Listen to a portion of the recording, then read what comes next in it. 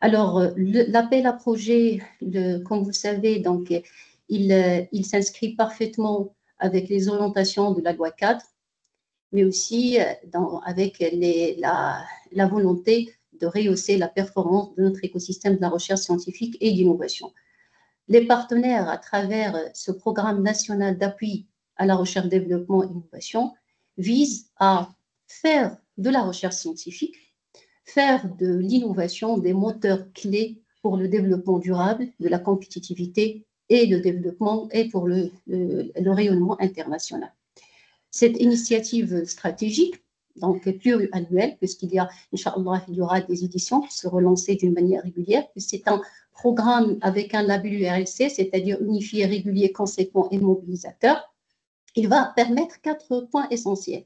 D'abord, promouvoir une recherche scientifique d'excellence, renforcer le capital humain, donc vous avez un programme dédié uniquement aux jeunes chercheurs, à part bien sûr l'implication des doctorants, une meilleure utilisation et mutualisation des infrastructures de recherche, et il constitue un modèle de financement tel qu'il a été préconisé par la loi de 51-17, c'est-à-dire qu'il fait appel à la diversification et la pérennisation des sources de financement de la recherche scientifique.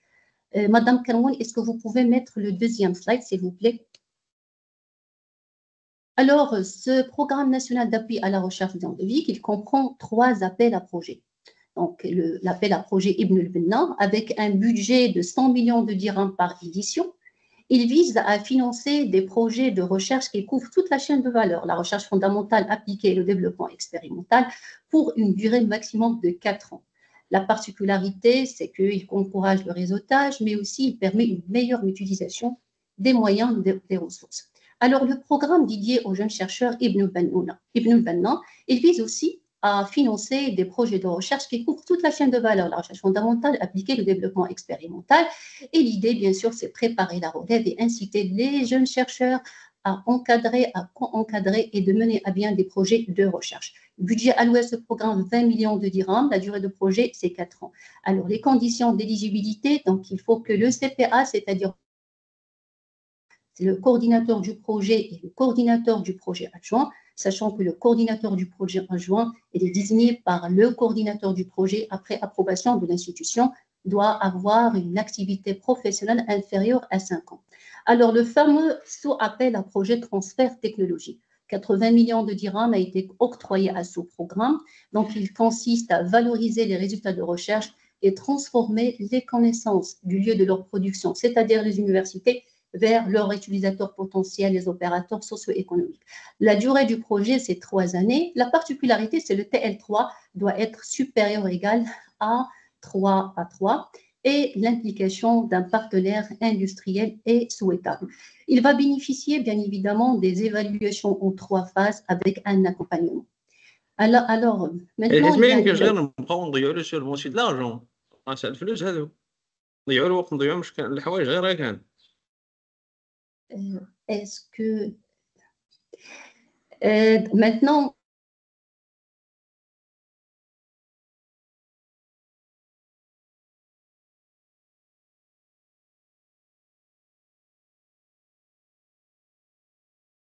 مدام هند الصوت ما كيتسمعش. Tu es muette. Vous m'entendez? Est-ce que vous Maintenant, m'entendez? oui. Oui, là, Oui, c'est bien. maintenant. À quel point je me suis arrêtée? Vous n'entendez pas? À quel point? Donc, vous avez commencé l'explication de cette diapositive. Au début. Ok, Non, en fait, vais. Non, juste Non. نسولك على زاوية. السبب تما. À la fin, نفس زاوية. Donc, ok. Oui. Alors, si je peux récapituler. le micro est encore. Alors, vous avez coupé votre micro, madame. Non, vous avez coupé le son. Vous avez coupé le son. Il y a un problème au niveau de. Ok. Donc maintenant, c'est ok? C'est ok? Est-ce que vous m'entendez? Oui. Oui, on vous entend, c'est bon. Alors, les 3 appels à projet, il y a Ibn al-Benna, il y a Ibn Battuta et Ibn Zawiya. Le premier appel à projet, Ibn al-Benna, il a donc 100 millions de dirhams a été dédié à ce programme. Donc, pour financer des projets de recherche qui couvrent toute la chaîne de valeur, la recherche fondamentale appliquée et le développement expérimental, pour une durée de 4 ans. Alors, la particularité, c'est qu'il insiste le réseautage, la mutualisation des moyens. Alors, Ibn Battuta, c'est la même chose. Donc, il finance des projets qui couvrent toute la chaîne de valeur, recherche fondamentale appliquée de plan expérimental. Le budget octroyé à ce programme, c'est 20 millions de dirhams pour financer des projets de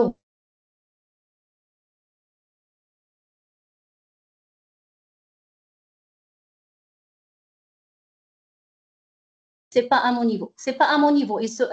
Automatiquement, c'est pas à mon niveau. Chaque fois, c'est donc je le touche pas.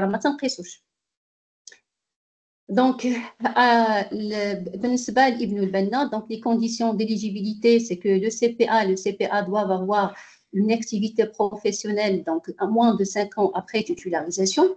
Pour le programme Nefzaouia, donc c'est un appel à projet qui est destiné au transfert technologique. Comme j'ai dit, c'est le transfert des résultats de la recherche de l'aide de reproduction, c'est-à-dire les universités vers leurs opérateurs socio-économiques, les opérateurs socio-économiques. Le budget alloué à ce sous-programme, c'est 80 millions de dirhams. Et l'exigence ou la particularité spécifique de cet appel à projet, c'est que le TRL3 il est supérieur ou égal à 3 avec l'implication d'un partenaire industriel qui est souhaitable. Alors, le sous-programme Nefzaouia, il bénéficie d'une évaluation en 3 phases, mais aussi à l'accompagnement. Alors, la réunion, elle est enregistrée. Avant de donner la main à ma chère collègue, Madame Kermoun, j'aimerais bien partager avec vous que, pour assurer la flexibilité de la gestion financière administrative des projets de recherche, les partenaires ont confié la gestion à l'unité de gestion de fonds. Pourquoi? Quand vous savez, les projets de recherche ont une certaine particularité, donc ils nécessitent la disponibilité des moyens au moment opportun, sinon la technologie évolue, les projets peuvent devenir caducs. C'est la raison pour laquelle les partenaires, à l'instar des 2 programmes réussis, le programme recherche-développement multithématique et le programme transfert technologique, ont confié la gestion à l'unité de gestion de fonds. Donc, à présent, je donne la parole à Madame Kermoun pour vous présenter le programme Ibn Battuta. Alors, nous comptons énormément sur votre mobilisation pour la réussite de ce sous-programme que nous bâtissons tous. Merci pour votre attention.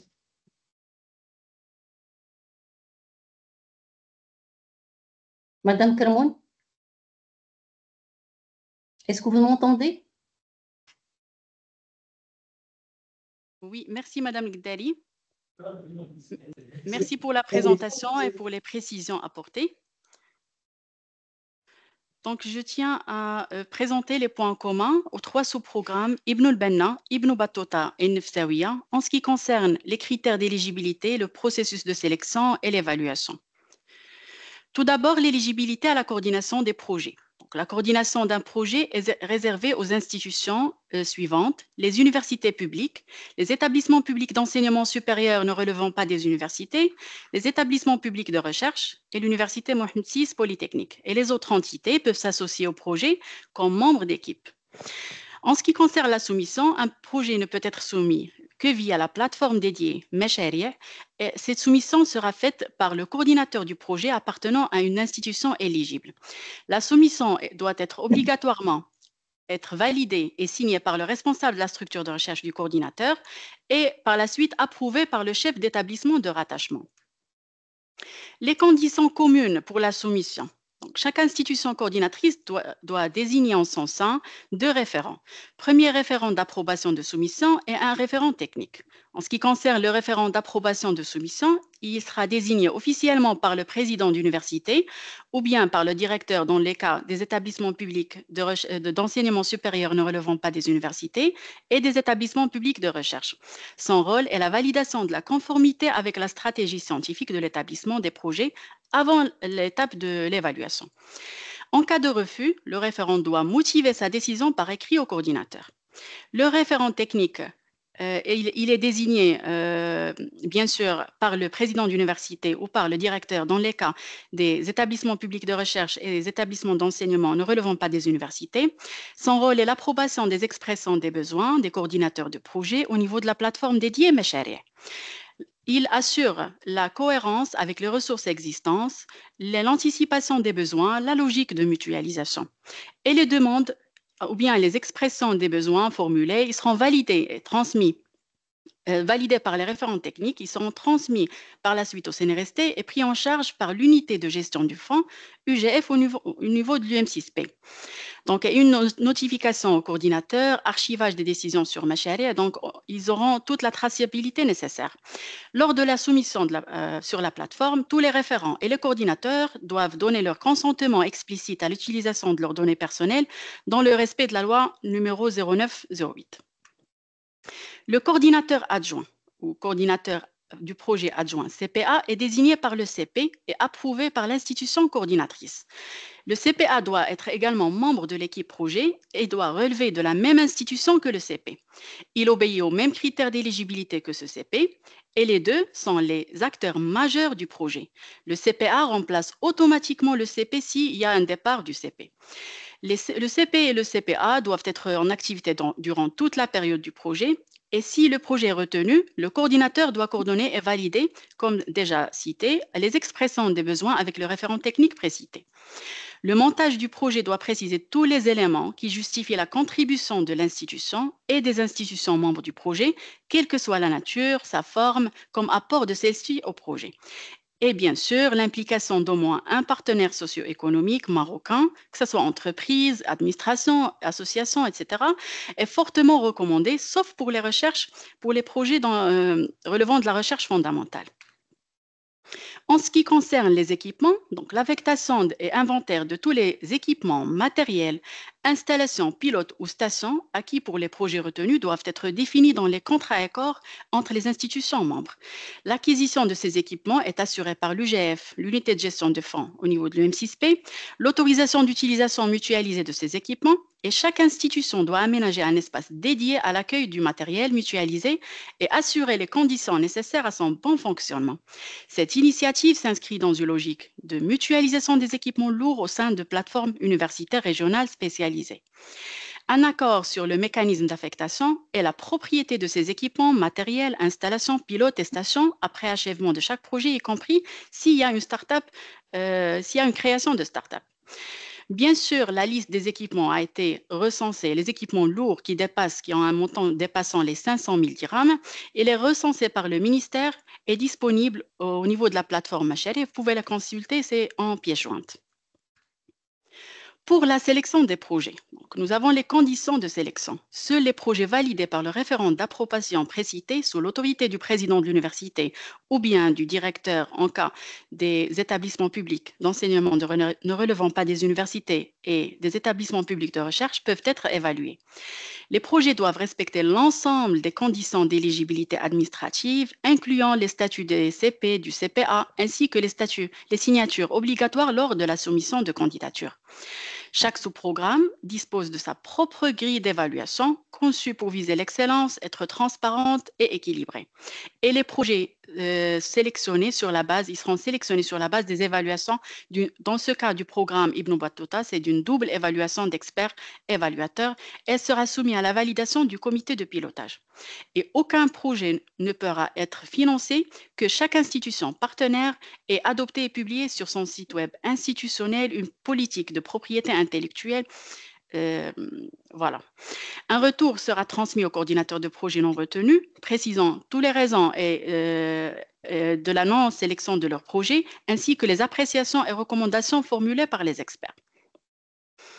Pour la candidature, les documents requis sont une attestation de validation par le responsable de la structure de recherche et le chef d'établissement d'affiliation du coordinateur de projet, la désignation du coordinateur du projet adjoint par l'institution coordinatrice, la politique de propriété intellectuelle validée par chaque institution, son instance de délibération et publiée sur son site web institutionnel avant la signature des contrats, la confirmation du statut de chercheur dans le cas des EPR, et l'attestation prouvant le statut d'éligibilité du CP et du CPA. Et dans le cas d'implication de plusieurs partenaires, il y a une entente de partenariat entre les institutions du consortium du projet pour la soumission de l'appel à projet. Donc, en ce qui concerne le sous-programme Ibn Battuta, sous-programme dédié aux jeunes chercheurs, la typologie des projets sont la recherche fondamentale ou appliquée, le développement expérimental, la valorisation par l'adaptation, la réutilisation ou la combinaison de savoirs existants. Chaque proposition doit intégrer au moins un doctorant en encadrement ou bien en co-encadrement dans le cas de Ibn Battuta au sein de l'équipe projet. Une collaboration formalisée entre deux institutions marocaines ou plus est fortement recommandée et une approche interdisciplinaire est bien sûr recommandée sauf pour les projets relevant des sciences fondamentales. La participation des compétences marocaines à l'étranger est également encouragée. Un jeune chercheur, c'est pour les universités, dans le cas des universités et des établissements publics d'enseignement supérieur ne relevant pas des universités, c'est un maître de conférence habilité ou un professeur agrégé en activité professionnelle de moins de 5 ans après sa titularisation. Pour le cas du M6P, c'est un Scientist Junior, Scientist ou Assistant Professor en activité professionnelle de moins de 5 ans. Pour les établissements publics de recherche, c'est un chercheur qui doit être confirmé par son statut en activité de moins de 5 ans après sa titularisation. Et bien évidemment, l'établissement délivrera une attestation de statut chercheur à l'intention du CP et du CPA. La sélection des projets se fera selon plusieurs étapes. Donc, les étapes, tout d'abord, la vérification de l'éligibilité administrative. Donc, il faut veiller au respect des critères d'éligibilité du projet, la vérification de l'institution coordinatrice, les critères du statut du CP et du CPA, la conformité de la soumission. Veiller à ce que tous les formulaires doivent être signés par le chef d'établissement, le responsable de la structure de recherche et du CP, la présence d'une politique de propriété intellectuelle pour chaque institution membre. Et après la validation de la vérification d'éligibilité administrative, on passe à l'étape d'évaluation. Cette évaluation se fera par deux experts dans le cas de Ibn Battuta. Et si les deux avis divergent, on aura recours à une troisième évaluation décisive. Lors de cette évaluation, on va évaluer la pertinence et l'excellence scientifique, l'originalité et caractère novateur de la problématique traitée, la pertinence des hypothèses et des objectifs de recherche et l'impact potentiel qui est l'impact et la contribution potentielle à des enjeux sociétaux, environnementaux, technologiques ou bien culturels. On va veiller à évaluer la compétence et complémentarité de l'équipe projet, les compétences, expériences, publications de l'équipe projet, complémentarité des expertises et cohérence de l'équipe, faisabilité et clarté du travail, adéquation budget et objectifs, c'est le réalisme des objectifs, du planning de leur réalisation et des jalons proposés, l'évaluation des listes des work packages avec la répartition des tâches par membre de l'équipe projet et l'adéquation des moyens financiers demandés au mode d'exécution du projet. Et enfin, le degré d'interdisciplinarité et de partenariat du projet. Les projets qui sont évalués et notés par les experts, donc cette liste sera analysée par le comité de suivi et établie pour validation et approbation par le comité de pilotage qui est composé de représentants du ministère, de la Fondation OCP, du CNRST et du M6P qui va valider, acter officiellement la liste des projets retenus pour financement qui sera par la suite publiée sur le site du ministère de l'Enseignement supérieur, de la Recherche scientifique et de l'Innovation et celui du CNRST. Et bien évidemment, les porteurs de projets non retenus recevront une notification dans ce sens. Pour la soumission, dans le cas du sous-programme Ibn Battuta, nous avons deux formulaires. Formulaire dédié à la recherche fondamentale et un formulaire spécifique à la recherche appliquée et développement expérimental. Et l'ensemble de ces formulaires sont proposés sous format dynamique pour faciliter l'insertion des données. Les chances devront être renseignées directement par le soumissionnaire de candidature sur la plateforme dédiée Meshari. Et bien sûr, un document PDF sera généré automatiquement. Les documents requis sont la soumission signée par le responsable de la structure de recherche et le chef d'établissement d'affiliation du CP, la désignation du coordinateur du projet adjoint par l'institution coordinatrice, la politique de propriété intellectuelle validée par chaque institution, son instance de délibération et publiée sur son site web institutionnel, la confirmation du statut chercheur dans le cas des membres des établissements publics de recherche, l'attestation prouvant le statut d'éligibilité du coordinateur de projet et du coordinateur du projet adjoint, l'accord de partenariat des membres et des partenaires du consortium du projet. Et pour la réalisation des projets, les dépenses éligibles sont l'acquisition du matériel et consommable, les rémunérations du personnel non statutaire participant au projet, les doctorants, les post-docs, ingénieurs, techniciens et stagiaires. La mobilité, c'est les frais de transport, frais de mission à l'intérieur du Maroc et à l'étranger. La participation à l'organisation des manifestations, l'acquisition des données de la matière première de produits de licence, les prestations de services, les études et expertises dans le cadre de la réalisation du projet, dépôt de brevets, publications liées au projet. Je vous remercie. Merci beaucoup, Madame Kalmoun, pour cette belle présentation. Alors, maintenant, donc, on commence à répondre à quelques questions qui ont été transcrites via le chat. Alors, la première question, est-ce que les personnes non titularisées ont le droit de postuler? Je pense, Madame Kalmoun, il a bel et bien indiqué dans sa présentation que uniquement les enseignants-chercheurs ayant une activité professionnelle inférieure à 5 ans après titularisation. Donc, la titularisation, c'est une exigence.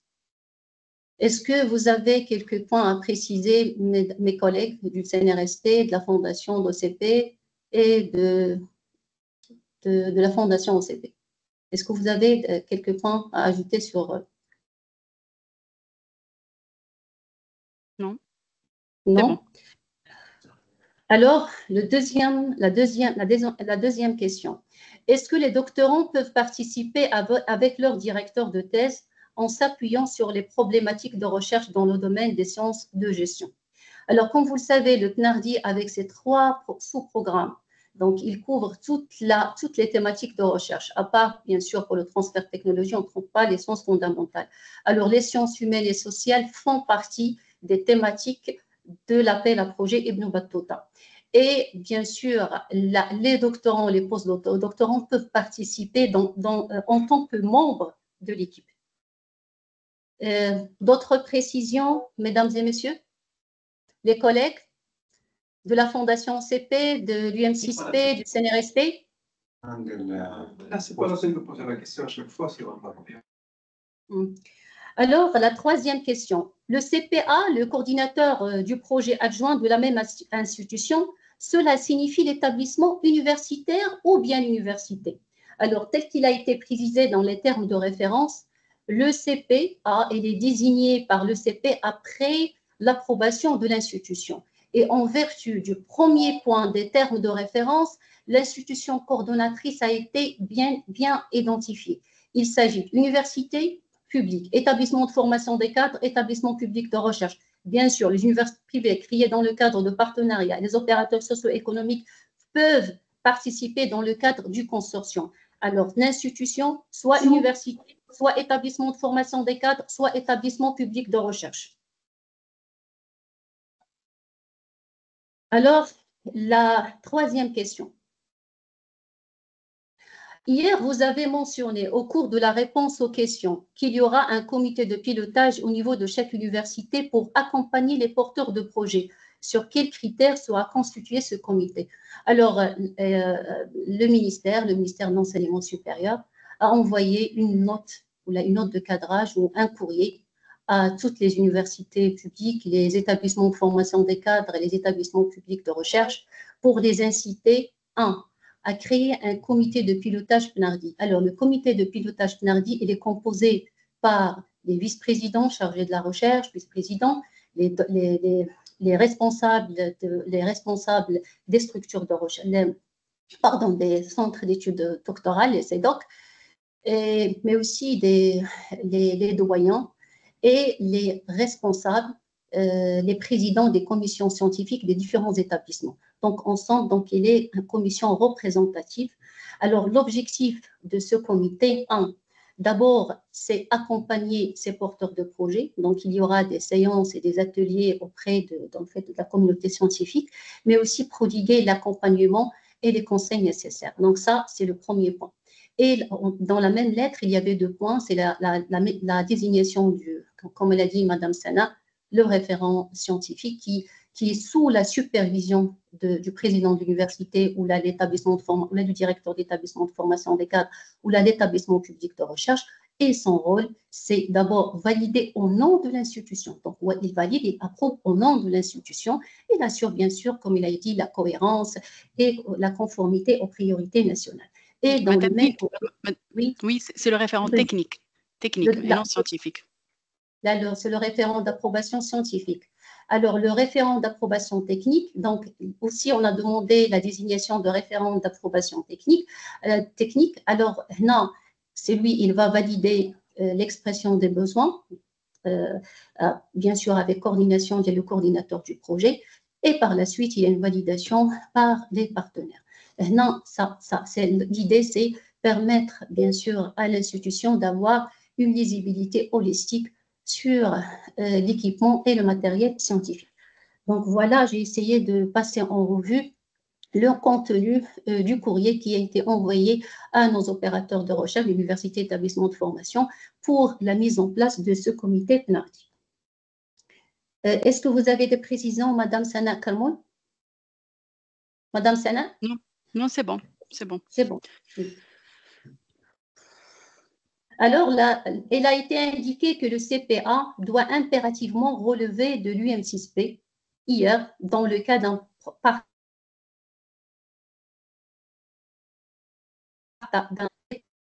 Alors, normalement, nul n'a indiqué que le CPA doit impérativement relever de l'UM6P. L'institution coordonnatrice, université, établissement de formation de cadre, établissement public de recherche, le CPA, il est désigné par le CP après approbation de la coordination de l'institution coordonnatrice. Alors maintenant, si le CP, il relève de l'UM6P, automatiquement, le CPA, il relève de l'UM6P. Est-ce que vous avez des précisions, Sim Sbahi ou la circonsaire, à propos de ce point?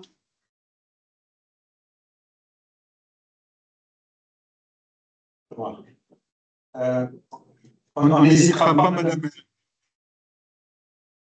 N'hésitera pas, Madame Paris, de venir si on a un complément d'information.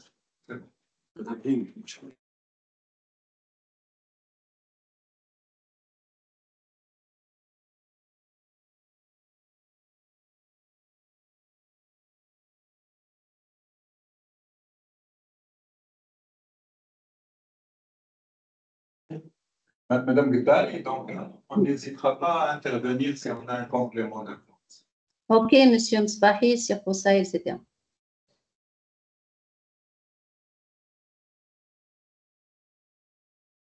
Alors, est-ce que les compétences, l'implication, donc un point pour l'implication des compétences marocains résidant à l'étranger, donc quand elle a été précisée dans les termes de référence, l'implication des compétences marocains résidents est fortement recommandée.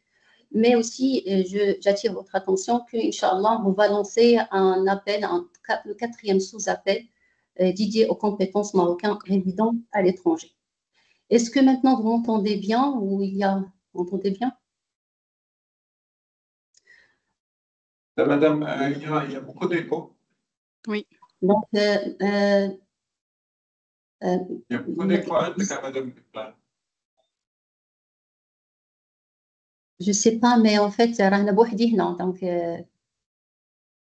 donc c'est difficile à suivre ou là, واش نديكونيكتا ونعاود نتكونيكتا ولا qu'est-ce que vous proposez? Non, c'est bon maintenant, c'est bon. C'est bon, je m'excuse. رانا بوحدي le PC واحد اللي شاعل. Donc je passe. Alors, une question, est-ce que la condition d'expérience maximum de 5 ans après titularisation est valable pour le CP et le CPA? Alors, en vertu des termes de référence, le CPA, c'est-à-dire le coordinateur du projet adjoint, alors le coordinateur du projet adjoint et les membres de l'équipe. Il relève aussi de l'institution coordonnatrice et il est désigné par le CP après l'approbation de l'institution. Alors, en vertu des termes de référence, le CPA, il obéit aux mêmes critères d'éligibilité que le CP. Alors, automatiquement, il a une activité professionnelle de moins de 5 années, avec, bien sûr, après titularisation. Donc, les mêmes critères d'éligibilité.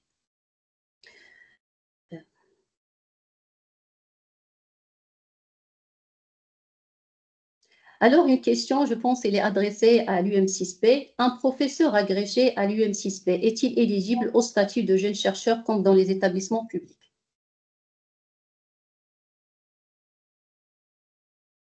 Madame Tari, vous pouvez répéter? Un professeur agrégé à l'UM6P est-il éligible au statut de jeune chercheur comme dans les établissements publics?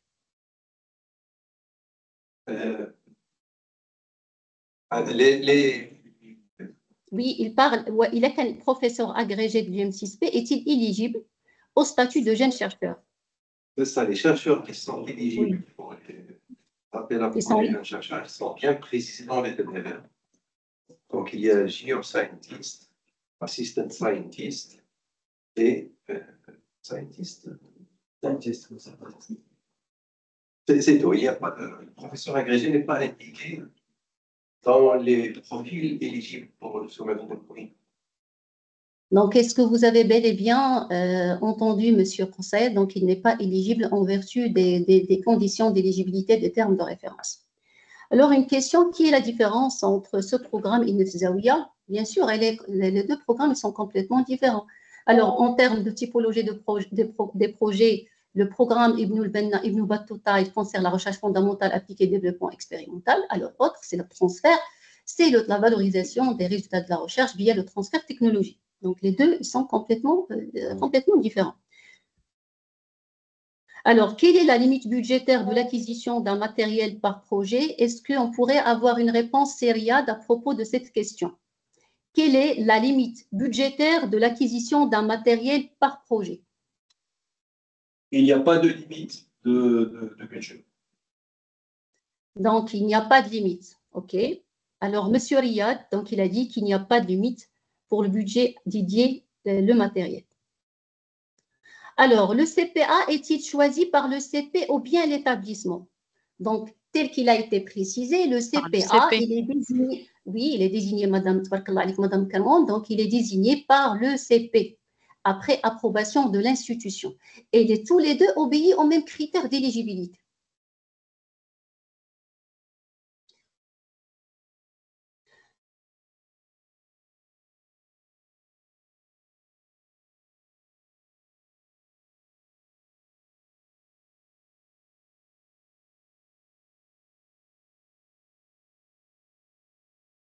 Alors, une question, est-ce que vous pouvez nous dire à quel moment on doit intégrer sur la plateforme la preuve qu'il y a une politique concernant la propriété intellectuelle en place, car je ne trouve pas une option sur la plateforme. Alors, le formulaire, alors l'annexe de la politique institutionnelle, il est disponible via la plateforme Machali SNRST, donc en annexe. Donc, c'est un modèle de pays. Donc, on demande à toutes les institutions membres de le faire signer par leurs instances délibératoires et de le mettre sur leur site web avant la signature des contrats. Alors, ensemble, la charte de pays, donc c'est un modèle. Donc, pour les institutions qui en disposent, donc c'est bien. Mais pour celles qui ne disposent pas d'une politique institutionnelle, alors les partenaires, ils ont mis à leur disposition un modèle de politique institutionnelle à faire signer par les instances délibératoires et leur mettre sur le site web, donc avant la signature des contrats. Ce modèle de pays, il comprend 15 articles. Les 15 articles en relation avec la titularité de droit propriété, la gestion de la propriété intellectuelle, les incitations et le partage des revenus découlant de l'utilisation et l'exploitation de la propriété intellectuelle. L'idée des partenaires, c'est inciter l'innovation, encourager l'innovation et asseoir un système efficace pour la gestion et l'exploitation de la propriété intellectuelle. Alors, il est disponible, cette pays, il est disponible. Si vous permettez, Madame Hind, il y a une question. Est-ce que la condition d'expérience maximum de 5 ans après titularisation est valable que pour le CP et le CPA? Les autres membres peuvent être des PES. Oui, tout à fait. C'est déjà dit que les CP et le CPA obéissent aux mêmes critères d'éligibilité. Par contre, en tant que membre du projet, ou membre d'équipe projet, on peut intégrer des enseignants seniors, des doctorants, postdocs, ingénieurs, etc. Voilà, donc c'est déjà précisé dans les termes de référence et c'était dit dans la présentation. Oui, effectivement, Madame Sana.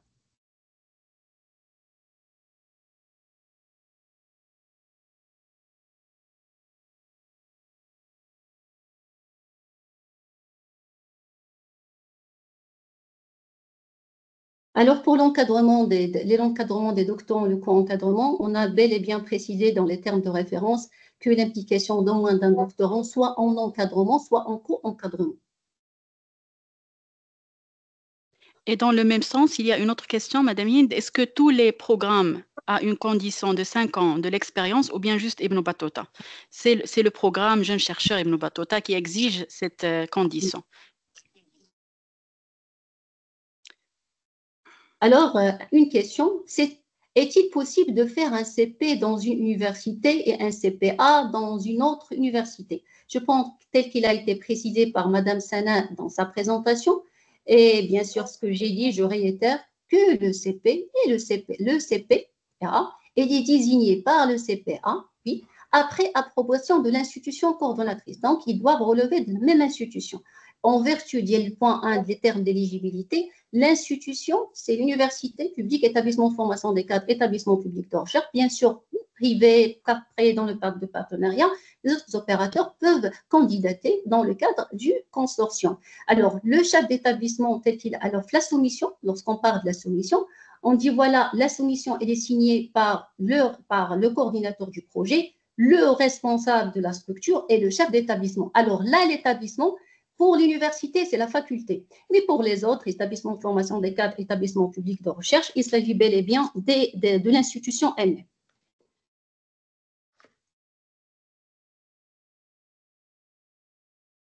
Est-ce que c'est obligatoire d'avoir comme partenaire un chercheur de l'UM6P ou de la fondation OCP?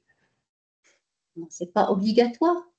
Est-ce que c'est obligatoire d'avoir comme partenaire un chercheur? Alors, l'appel à projet, les 3 appels à projet, ils sont ouverts à toute la communauté scientifique.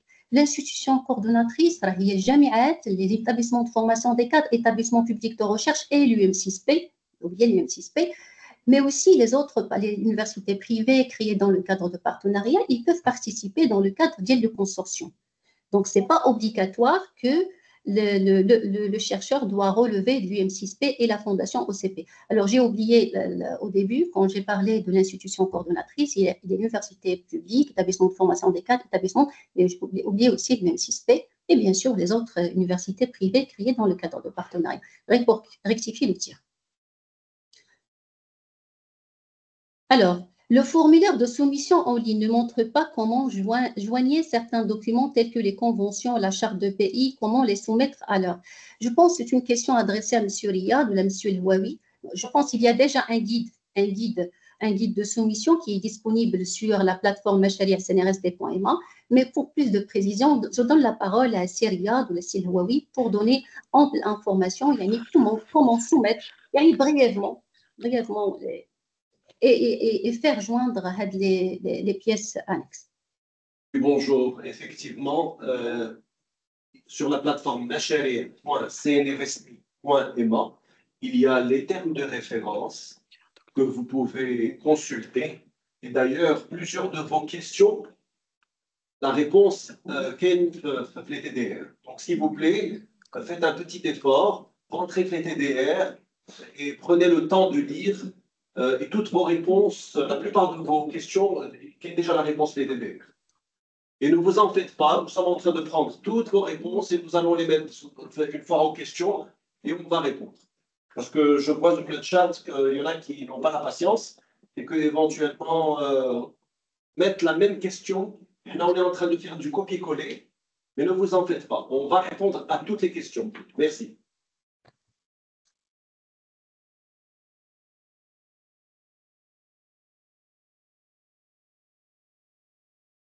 Alors, pour 2 institutions différentes, s'agit-il de 2 établissements différents ou 2 universités différentes? Je réitère ce qui a été dit par Seriat, mais ça n'empêche, en vertu, je répète.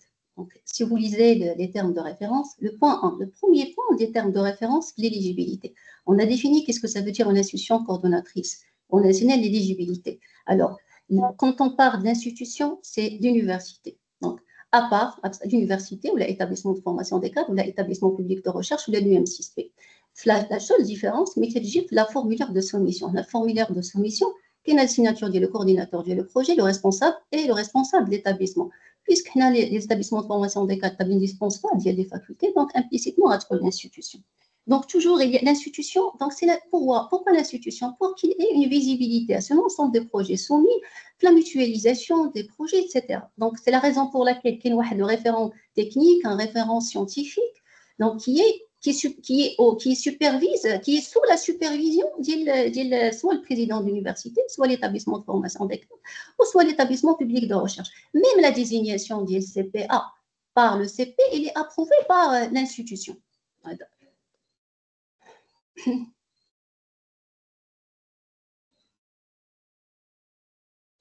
Alors, sur la plateforme, on ne trouve pas où ajouter les contrats formalisés entre deux institutions. Est-ce que, M. Riyad, vous avez une réponse sur la plateforme? On ne trouve pas où ajouter les contrats formalisés entre deux institutions.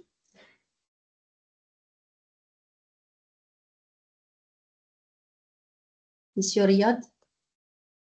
Je ne sais pas pour le moment. Non. Quel type de contrat, Madame Baktali? On trouve les contrats formalisés entre deux institutions. On a mis qu'il est fortement recommandé qu'il y ait l'implication de moins deux institutions, pas de l'appel à projet. Et s'ils sont impliqués, donc ils sont formalisés par un contrat ou un partenariat, etc., formalisé. Alors là, ils disent, est-ce que sur la plateforme, on ne trouve pas où ajouter les contrats formalisés entre deux institutions? Vous allez trouver une section dédiée pour uploader tous les documents au niveau des formules.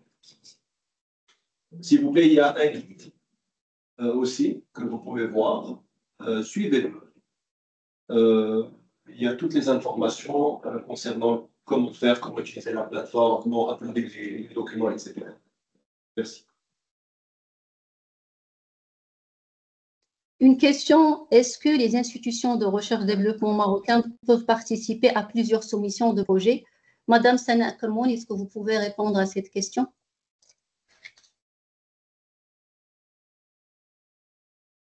Oui, tout à fait. Normalement, en tant que membre d'équipe projet, on peut participer à plusieurs projets. Le souci, c'est en tant que CP. Le CP ne doit figurer ou doit porter une seule candidature de projet.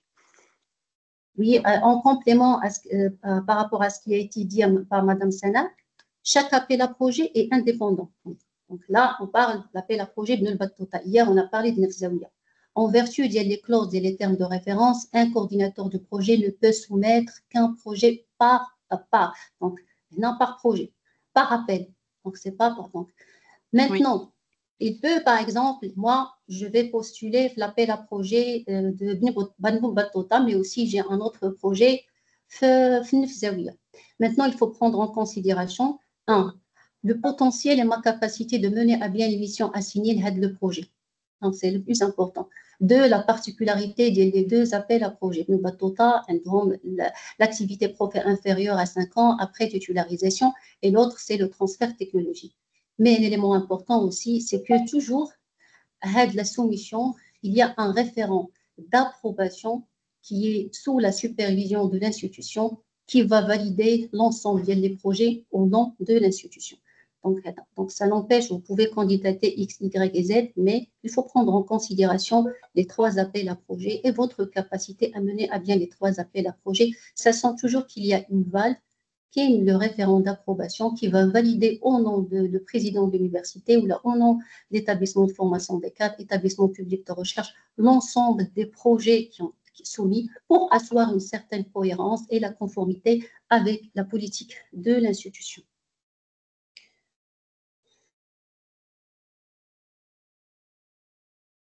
Un canevas ou un modèle sera-t-il publié par la suite pour la rédaction du projet des CV? Je pense que la plateforme Macharia CNRST, tant qu'il regorge de toutes les informations disponibles pour soumissionner, qu'il le formulaire, qu'il les annexes, etc. Est-ce que vous pouvez donner plus de précisions, Riyad, à propos de cette question? Un canevas ou modèle sera-t-il publié par la suite pour la rédaction du projet et des CV?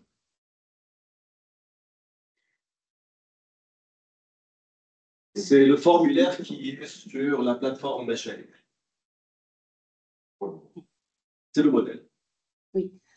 Alors, une question, merci d'expliquer la composition et les prérogatives qui est du comité de suivi et par rapport au comité copié. Alors, les deux instances, ça, pour cette information, qu'il soit le comité de suivi, le comité de pilotage, ce sont des instances de gouvernance au niveau des partenaires, la Fondation OCP, le ministère, l'UM6P et le CNRST, et qui assurent la gestion du projet, de l'amont jusqu'à l'aval. Ce sont des instances, donc il y a, tel qu'il a été précisé, les conventions cadres qui ont été signées. Donc ce sont des instances de gouvernance des partenaires qui gèrent le programme.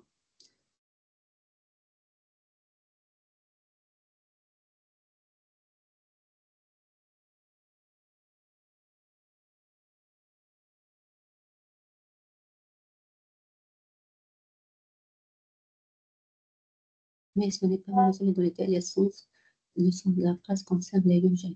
Alors, une question, donc une personne qui dit, voilà, on a mentionné que le jeune chercheur doit avoir au moins 7 ans d'activité après titularisation, si j'ai bien compris. Donc, on a mis bel et bien 5 ans. Donc, c'est 5 ans après titularisation, 2 ans. Donc, et je précise, Madame Gdeli, ce n'est pas au moins 5 ans, c'est moins de 5 ans. Oui, moins 5 ans, oui, Madame. Oui. Oh, oui. Oui, merci pour la précision, Madame Carmon.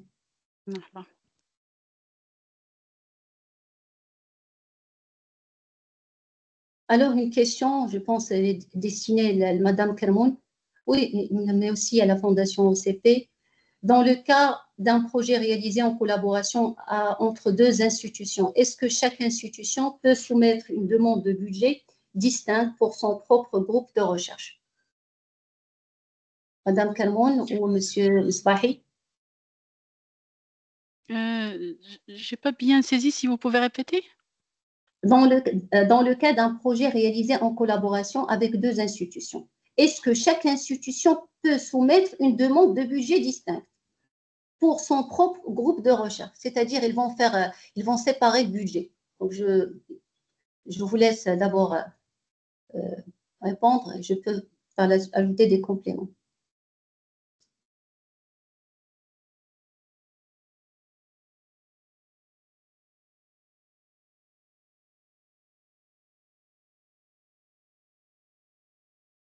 Alors, en fait, quand on soumet un projet, donc, oui, c'est qui va répondre?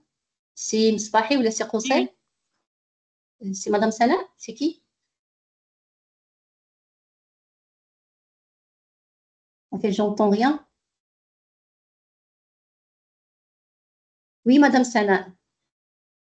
Je vous ai interrompu.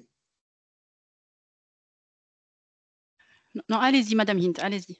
Pas de souci. Merci. Alors, je pense que chaque projet, donc, lorsqu'il est soumis, donc, il est soumis d'une manière cohérente. Donc, déjà, donc, on ne va pas faire la répartition. Certes, il y a un formulaire à renseigner via la plateforme Sharia CNRST, mais en fait, c'est un projet qui doit être cohérent. Donc, le budget global, donc. Mais bien sûr, la répartition par rubrique, etc., ils peuvent être bel et bien précisés dans le formulaire. Alors, je demande à Célia de la Madame Camoun si vous avez bel et bien vu le formulaire. Est-ce qu'il y a des rubriques qui font la répartition des institutions membres du projet?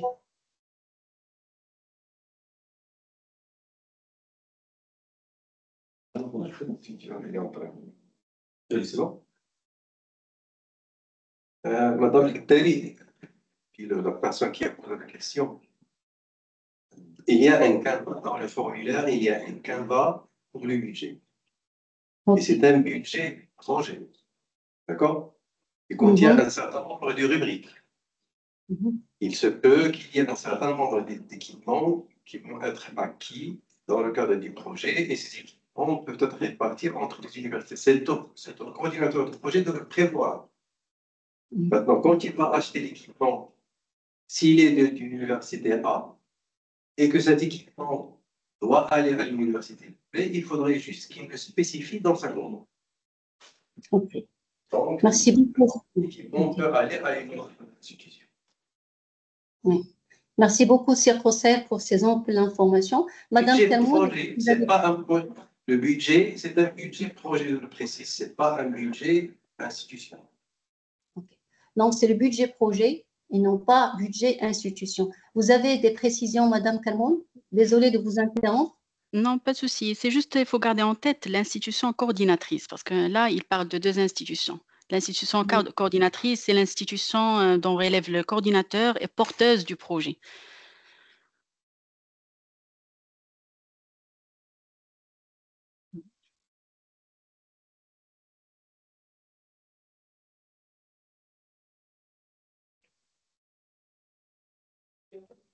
Alors, il y a une question, mais c'est pour le programme Ibn al-Banna. Inch'Allah, un webinaire sera dédié le 2 juin, dédié uniquement à Ibn al-Banna. Donc, vous avez mentionné dans le premier slide que la condition sur l'expérience du CP et CPA est idéale pour les deux sous-programmes, Ibn al-Banna et Ibn Battuta.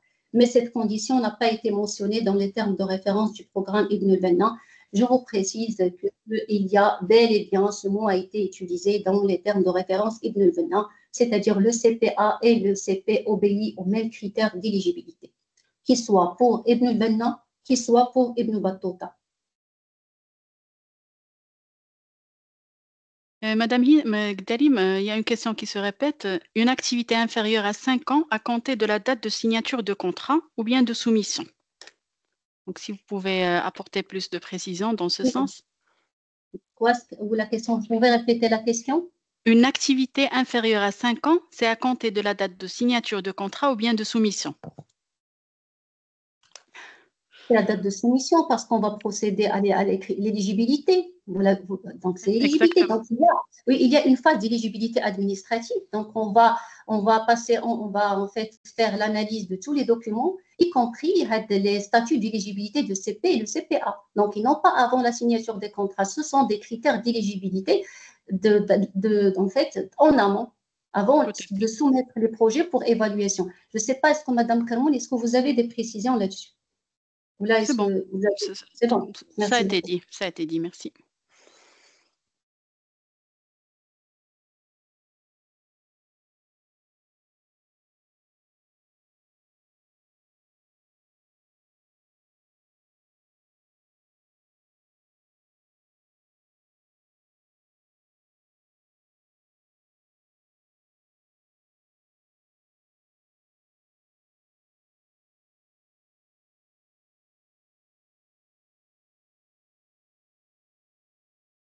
Alors, il faut obligatoirement avoir du M6P comme partenaire. Donc, on a déjà répondu à cette question. Une autre question, c'est concernant la durée maximale dans le cadre du programme Ibn Battuta. Est-ce qu'il est impératif que chaque projet s'étende à 4 ans, sur 4 ans? On a précisé dans les termes de référence que c'est la durée maximale, c'est 4 ans. Combien de projets, oui, merci beaucoup Madame Kermoun pour cette belle précision.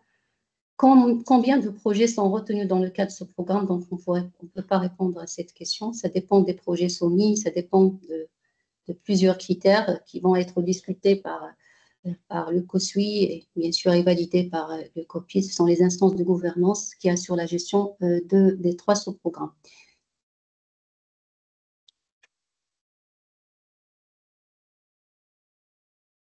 Un chercheur pour postuler sur 3 sous-programmes, en fait, j'ai déjà répondu à cette question. Alors, est-ce que faut-il avoir l'accord dans mon établissement avant de soumettre sur la plateforme Macharia? Je pense qu'il faut savoir que chaque soumission, il doit être accompagné par la signature du coordinateur du projet, le responsable de structure et le chef d'établissement d'affiliation du coordinateur du projet. Est-ce qu'il y a des précisions ou des informations à partager avec la communauté scientifique, Madame Sana ou Monsieur Riyad ou Monsieur Sbahi ou Monsieur Hussein?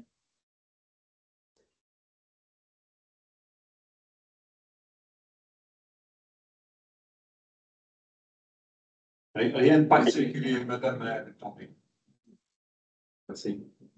Alors, une question, les chercheurs qui partent en retraite, les chercheurs qui partent en retraite. C'est-à-dire pour les cas titulaires, on parlera de tout ce qui est big data et analyse de données, on parlera de tout ce qui est protection de la donnée et sécurité de la donnée.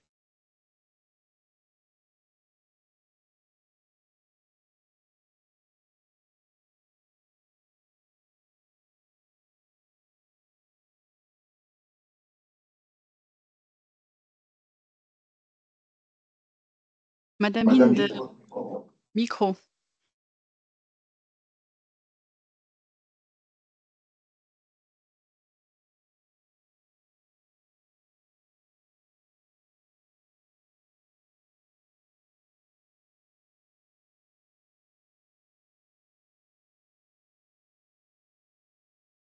Alors, vous m'entendez? Il se coupe, mais je ne sais pas, donc maintenant, est-ce que vous m'entendez? Oui, c'est bon, Madame Hind. Merci beaucoup et je m'excuse pour ces atab techniques. Bien, point. Les chercheurs qui partent en retraite dans 2, 3, 4 ans sont-ils éligibles en tant que CP au CPA? Je pense maintenant on parle le programme Ibn Battuta, donc ce sont les jeunes chercheurs. Alors, non, il y a une clause que on a bel et bien précisée dans les termes de référence que le CP et le CPA doivent être en activité durant toute l'activité du projet. Donc, il faut prendre en considération ce point.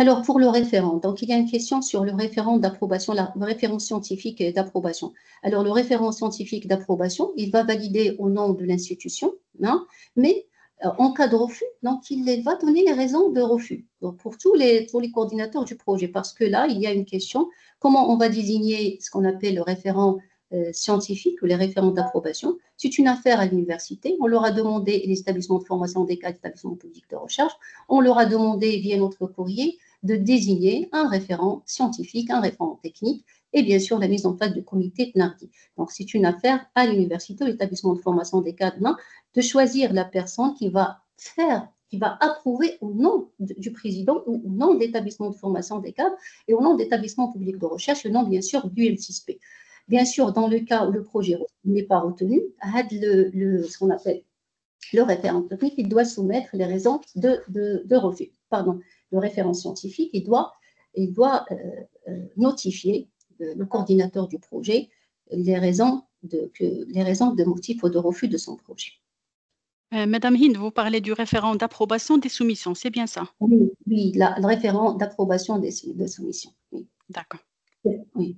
Le référent technique, il valide les expressions des besoins. Alors, les référents d'approbation de soumission, c'est lui qui valide au nom du président, au nom d'établissement de formation, établissement de recherche, au UM6P, les projets qui ont été soumis via la plateforme. Bien sûr, bien certains critères que vous l'avez déjà présentés dans votre présentation, la cohérence avec la politique, avec la stratégie, une meilleure coordination et synergie entre les structures de recherche. Bien sûr, il y aura d'autres critères qui seront fixés par le président de l'université ou le responsable de l'institution, coordonnatrice du projet.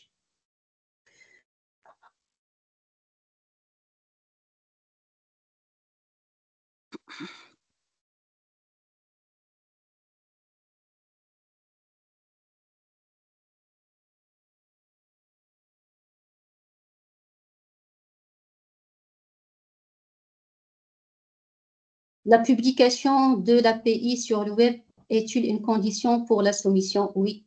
Donc, il y aura une vérification. Donc, pour celles qui vont proposer, qui vont soumettre leur PI, dûment signé par leurs instances délibératoires. Donc, il doit être, en fait, soumis via leur site web. Ça va permettre vraiment un consentement éclairé pour l'ensemble de la communauté scientifique et permettre bien sûr aux chercheurs, aux doctorants, à la communauté scientifique de prendre connaissance du contenu via la politique institutionnelle. Il doit être visible et lisible pour tout le monde dans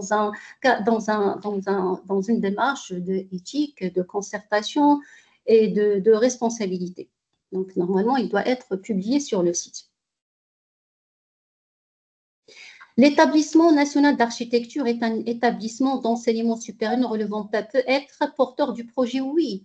Vous êtes un établissement de formation des cadres. Alors, les établissements qui vont soumettre, qui vont assurer la coordination, je répète, les universités publiques, les établissements de formation des cadres ne relevant pas des universités, y compris votre institution, l'UM6P, les autres institutions créées dans le cadre de partenariats privés, les autres opérateurs socio-économiques marocains, ils peuvent être membres dans le consortium et c'est le coordinateur du projet qui va soumettre leur projet au nom du consortium via la plateforme mashari-cnrst.m. Et existe-t-il un plafond de financement pour projet pour chaque appel? Alors là, donc, le plafond de chaque appel, il dépend d'abord du contenu du projet, la spécificité et ce potentiel. Donc, on peut pas, donc il n'y a pas de limite pour le projet. Donc, il dépend de plusieurs critères, y compris ce potentiel et sa particularité, sa spécificité, etc.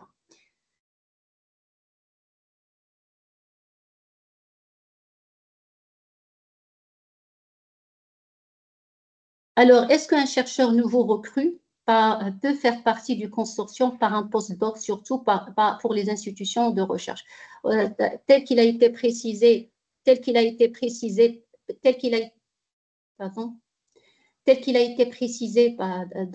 les termes de référence, donc les institutions, donc tel qu'il a été précisé dans les termes de référence, toutes les institutions, donc les postdocs, les ingénieurs, les doctorants peuvent participer en tant que membres de l'équipe.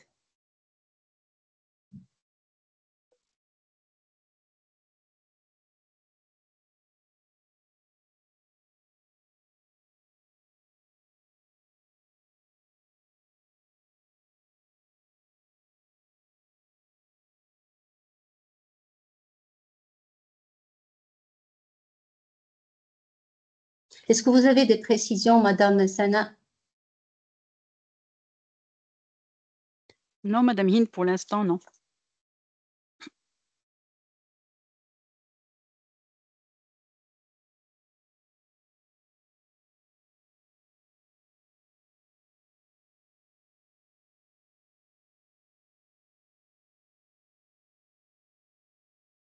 Alors, je réitère, donc, chaque fois pour l'UM6P et sa coordination, l'institution coordonnatrice, en vertu du premier point des termes de référence, sont les universités publiques, les établissements de formation des cadres, les établissements publics de recherche, l'UM6P.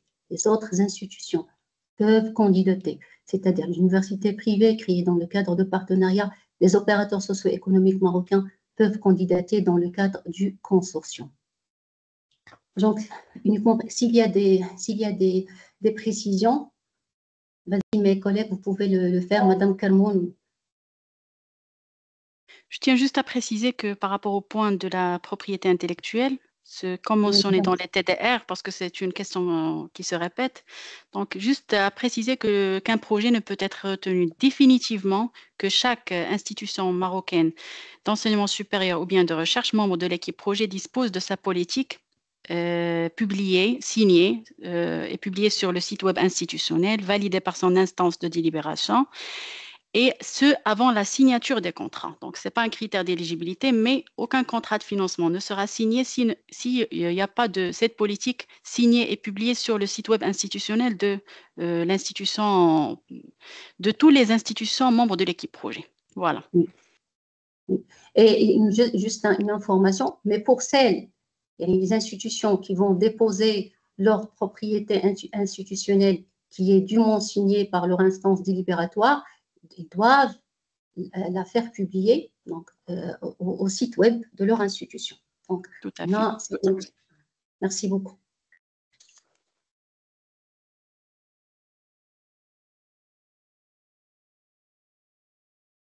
Alors, une question donc à Seriad. Est-ce que les dépenses éligibles, concernant les dépenses éligibles, est-ce que les membres du projet peuvent recevoir des rémunérations?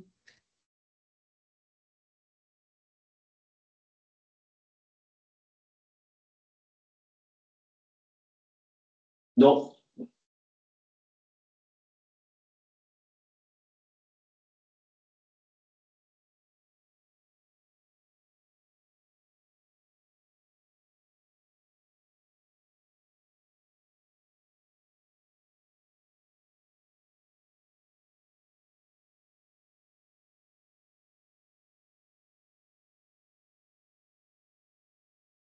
Un autre point, Madame Guidali, par rapport au CPA, donc c'est juste à préciser que le CPA obéit aux mêmes critères d'éligibilité que le CP. Dans la perspective, en cas de désistement, d'indisponibilité ou bien de mutation du CP pendant l'exécution du projet, donc le CPA devient automatiquement le CP. Voilà, c'est déjà précisé. Vous pouvez trouver plus de détails dans les TTR.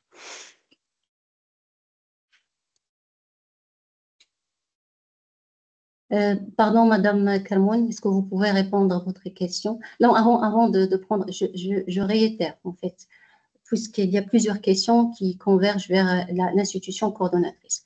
Les institutions éligibles à candidater, donc ce sont les universités, formation des cadres, l'établissement public de recherche, les universités publiques et l'UM6P. Les autres, ils peuvent participer dans le cadre du consortium, à savoir les universités créées dans le cadre de partenariat, les universités privées, les opérateurs socio-économiques marocains. Merci. Smhilia, Madame Kermoun, est-ce que vous pouvez la question? Non, c'est juste, c'était une précision par rapport aux coordinateurs adjoints et aux coordinateurs. Oui, il obéit toujours, Madame Kermoun, aux mêmes critères d'éligibilité. Oui, merci beaucoup. Je vous en prie.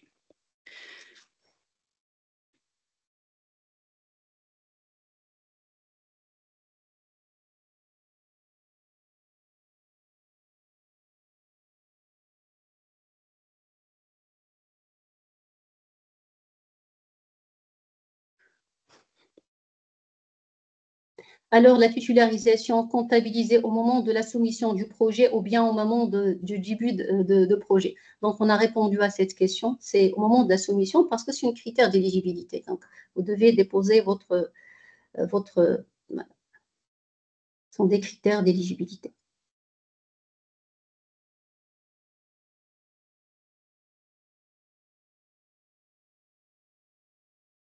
Alors, est-ce que quatrième appel à projet, est-ce qu'on aura un projet dédié ou un programme, en fait, il parle d'un projet dédié aux compétences marocains résidant à l'étranger. Alors, quand vous l'avez, je ne sais pas, est-ce que vous avez assisté à la conférence qui a eu lieu le 7 avril, donc à Ben Grib, inaugurée par Monsieur le ministre, mais aussi par le président de l'université, l'UM6P. Donc, 1 milliard de dirhams a été dédié au programme national d'appui à la recherche et développement, dont 200 millions de dirhams seront dédiés à un appel à projet, un sous-programme, le 4e sous-programme dédié à la mobilisation des compétences marocains résidant à l'étranger. Inch'Allah, on va lancer incessamment ce 4e appel dédié uniquement, à l'instar du programme dédié aux jeunes chercheurs. Donc, il y aura, Inch'Allah, un programme dédié aux compétences marocains résidant à l'étranger.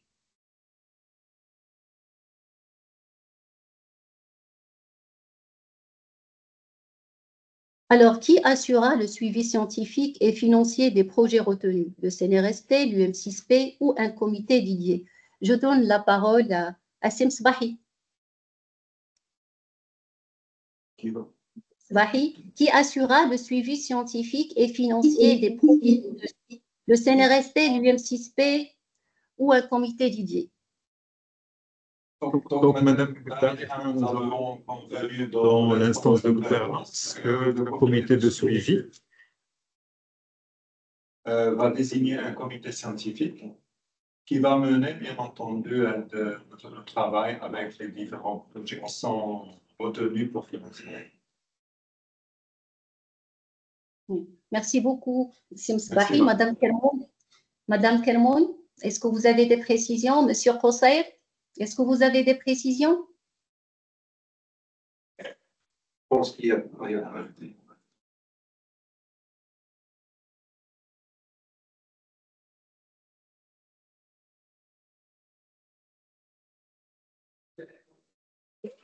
Est-ce qu'un nouveau recrue pour postuler pour le projet Ibn Battuta? Donc, vous l'avez vu, Madame Kermoun, donc c'est une question.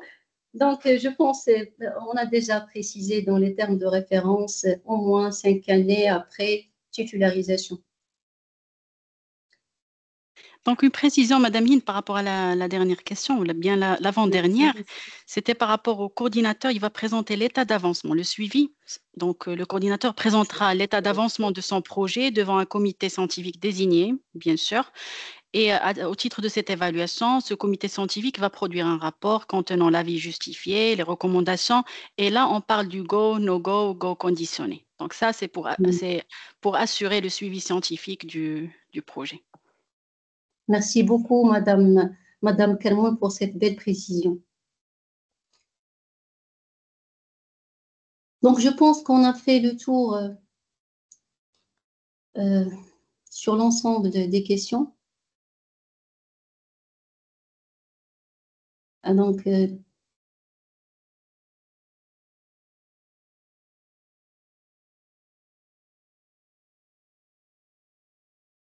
alors, tel a été, alors pour le programme Ibn al-Banna.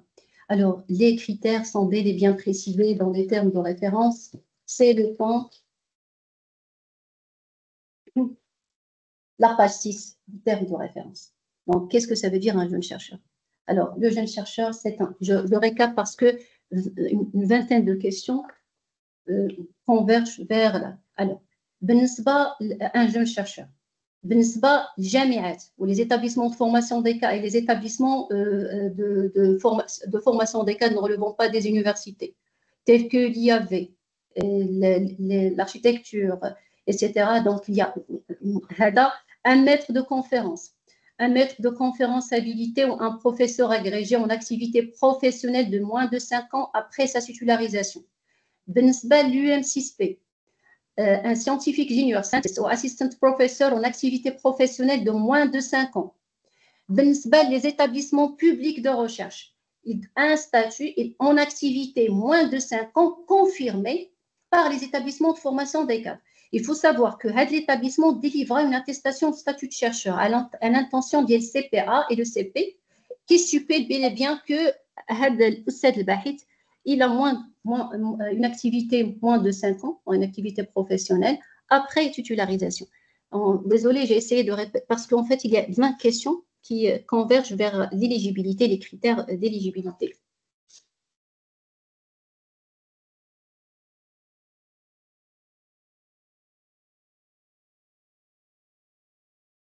Alors, une question. Au Maroc, l'éloignement, je pense, au Maroc, l'éloignement des chercheurs de leur spécialité complexifie une évaluation juste des projets.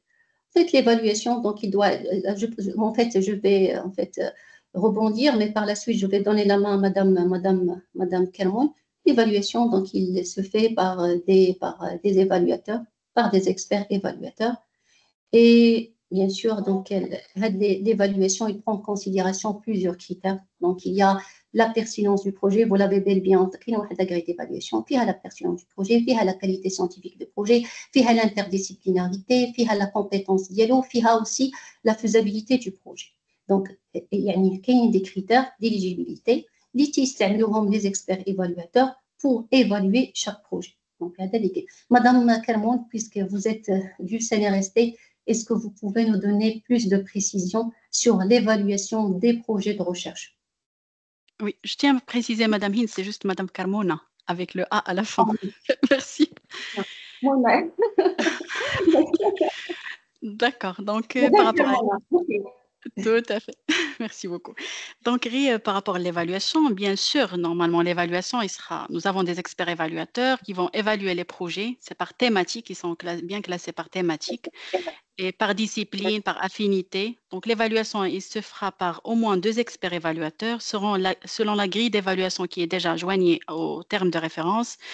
Et par la suite, si nous avons 2 évaluations qui divergent, on aura une 3e évaluation décisive par projet. Donc, cette évaluation, elle va donner lieu à un score global sur 100. C'est déjà précisé, vous pouvez le voir dans les termes de référence.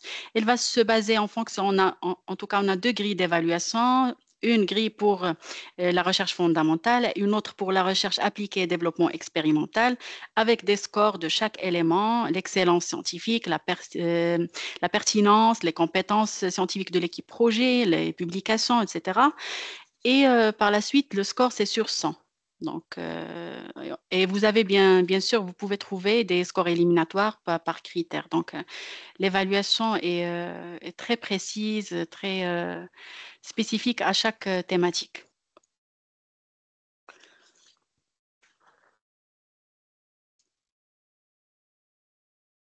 Alors, il y a une question. Vas-y, Pour les alors, établissements. Madame Hind, Oui, oui, monsieur Riyad. je voudrais juste passer un petit message donc, pour tous les participants.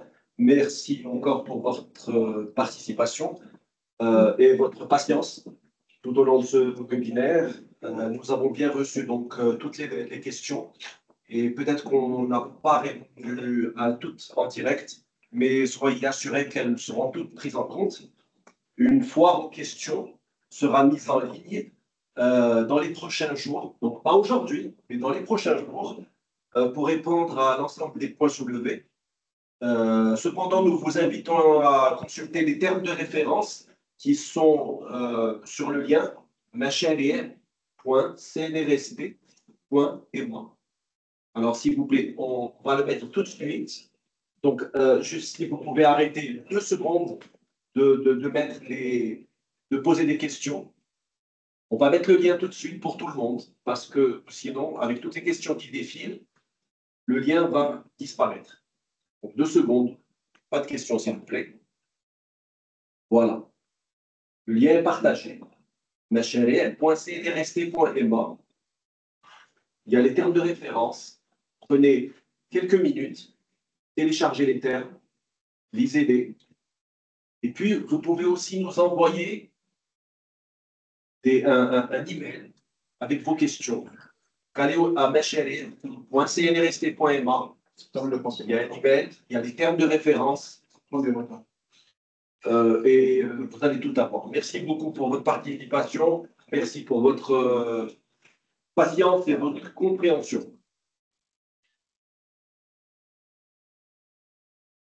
Allez-y. Alors, donc, il y a une question. Est-ce qu'on peut participer à un projet comme étant un chercheur indépendant? Je n'ai pas compris la question. Un chercheur indépendant. Non, en fait, je n'ai pas compris. Qu'est-ce que ça veut dire un chercheur? Normalement, vous coordonnez un projet au nom d'une institution. Donc, il y a un équilibre entre tout ce qui est individuel et institutionnel. Vous coordonnez un projet, certes, mais au nom vous êtes affilié à une institution. Est-ce que vous dites un chercheur indépendant, c'est-à-dire vous n'êtes pas affilié à une structure de recherche? En fait, je n'ai pas compris votre question.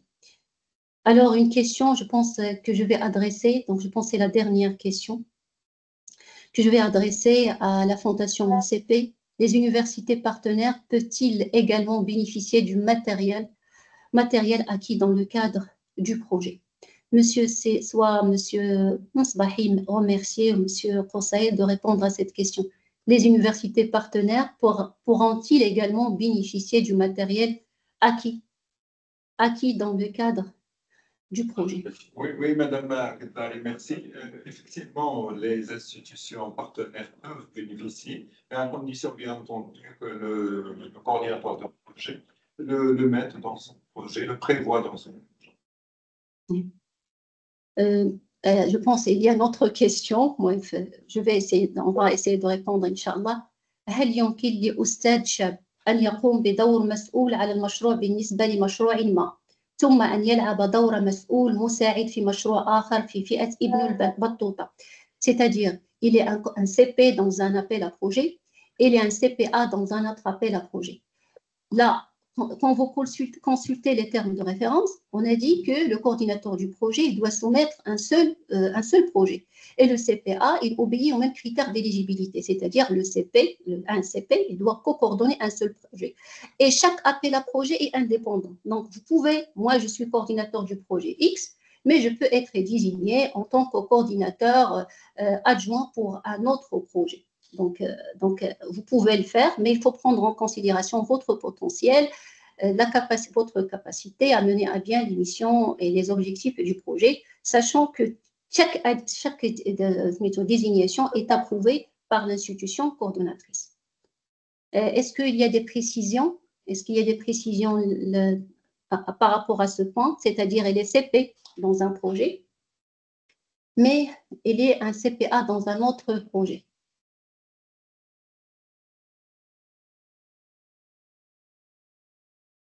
Non, c'est bon, madame.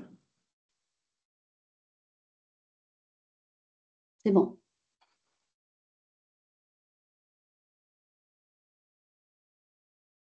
Oui, on parle du même appel. Donc, pour la personne qui nous a écrit en arabe, donc c'est Halium Kilo 7, donc vous parlez de même appel. Alors, pour le même appel, vous pouvez être CP et CPA. Et pour 2 appels à projet, puisque chaque appel à projet est indépendant, donc vous pouvez par exemple être coordinateur adjoint d'un projet X et désigné en tant que coordinateur adjoint pour un autre projet, dans un autre appel. Alors,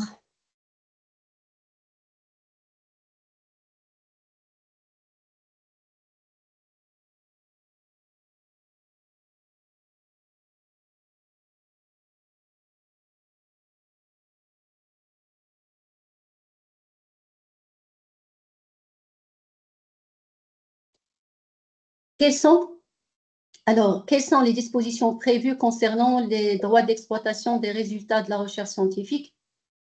Une fois le projet terminé, l'institution porteuse conserve-t-il un droit d'usage ou d'exploitation sur les productions réalisées en cas de droit, ou ces droits sont-ils entièrement transférés?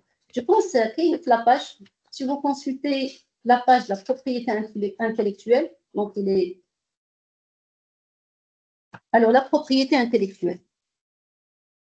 Alors, des projets, la propriété intellectuelle issue des projets portant sur les phosphates et leurs dérivés est répartie comme suit.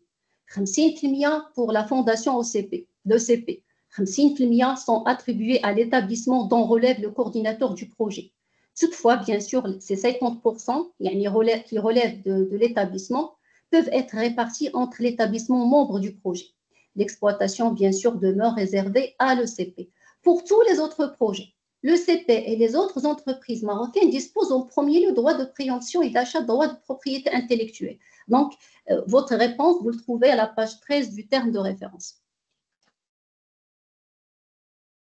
Je pense qu'on a fait le tour.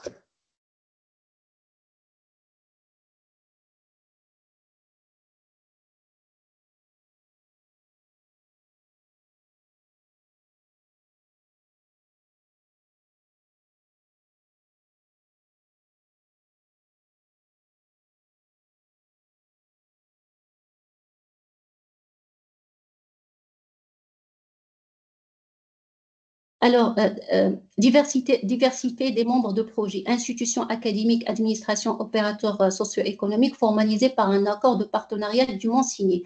L'implication de 2 institutions, il est fortement recommandé. Il doit être formalisé par un accord de partenariat tel qu'il a été précisé pour la présentation de Madame Sanet, mais aussi il figure dans les termes de référence.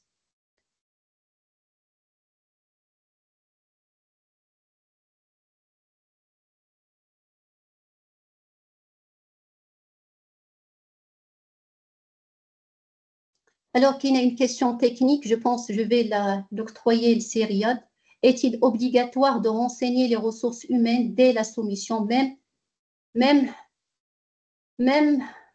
si le nombre exact ou les noms ne sont pas encore définis? Je pose la question puisque ces champs sont marqués d'une étoile rouge sur ma chérie. Je répète à CERIAD, est-il obligatoire de renseigner les ressources humaines dès la soumission, même si le nombre exact ou les noms ne sont pas encore définis? Je pose la question parce que ces champs sont marqués d'une étoile rouge sur ma chérie. Est-ce que vous avez des précisions, Allah yakhlik à CERIAD, par rapport à ce point? Oui, effectivement, c'est obligé de les renseigner. C'est ça. Maintenant, Madame Guetta, si on ne connaît pas, par exemple, les doctorants, on ne connaît pas les postdocs, c'est normal. Il vaut mieux dire juste le postdoc ou le poste de doctorant, etc. Mais il faut bien renseigner cela sur la soumission.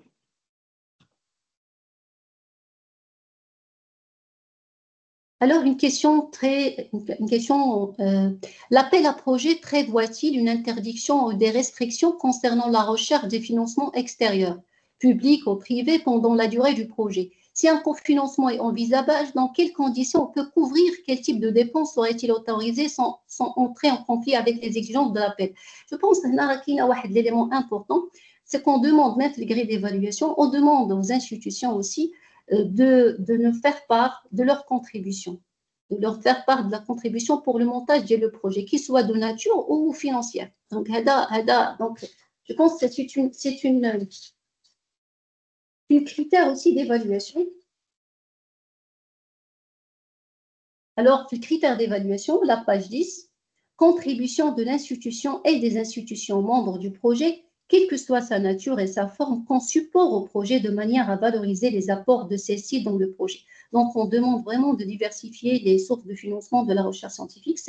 Donc, si, par exemple, un projet il a d'autres sources de financement, donc il n'a qu'à enrichir le projet, et puisqu'il est pris en considération bien sûr, en tant qu'critère d'évaluation dans la rubrique 5, faisabilité du projet et son plan d'exécution. Alors, je pense qu'on a fait le tour. On a fait le tour de l'ensemble des projets, l'ensemble des questions. Effectivement, madame, je crois que vous avez bien fait de répondre à toutes les questions, mais n'empêche qu'il y aura des choses qui seront mises au niveau de foire aux questions. Donc, il est midi 34. Je prends madame Hill, si vous pouvez conclure. Alors, je réitère mes vifs remerciements à toute la communauté scientifique présente ici. Vraiment, nous comptons énormément sur vous. Nous comptons puisque c'est le premier appel à l'échelle nationale dédié aux jeunes chercheurs. Nous aimerions bien que vous candidatez dans des appels à projets, que vous en fait décrochez du budget, que vous encadrez aussi des doctorants, co-encadrer des doctorants. Donc, parce que là, vous êtes en fait l'épine dorsale pour la réussite du projet que nous bâtissons tous. Je réitère aussi mes vifs remerciements à nos collègues de la Fondation OCP, M. Msfahi et son équipe, les collègues de l'UM6P, M. Qossair, M. Riyad et toute l'équipe, Madame Sana Karmouna, est-ce que j'ai bien dit le nom Karmouna, et bien sûr toute l'équipe du CNRST. Donc, on est là pour vous accompagner. Donc, toutes les questions, vous aurez, Inch'Allah, les réponses à toutes vos questions, soit foire aux questions, mais aussi il y a un lien sur la plateforme Machari SNRST, via lequel vous pouvez soumettre vos questions. Alors, merci beaucoup et bon courage. Bon courage.